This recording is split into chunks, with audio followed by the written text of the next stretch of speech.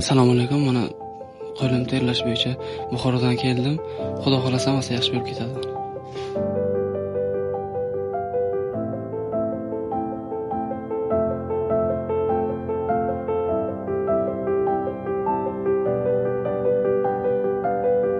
Bugungi bemorimiz gipergidroz kasalligi bilan trakoskopik simpatektomiya qildik. Buxorodan kelgan. Buni o'ng tarafini tugatdik, endi chap tarafini o'tamiz. Malayimli operatsiya. Operatsiyadan keyin sразу qo'ltiq terlash to'xtadi.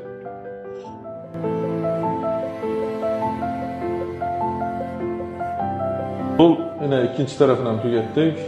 Gipergidroz bilan operatsiya vaqtida уже quruq qo'llar bo'ladi. Drenajsiz ertasi kuni javob beramiz kasalga. Operatsiyamiz tugadi. Sразу же qo'llari suxoy, mana biz aytdik. Operatsiya vaqtida ezilgan qo'llari hammasi normalniy. Xudo xolasa o'zini kelgandan keyin o'zini ощущенияларni aytib beradi kasalimiz. Rahmat.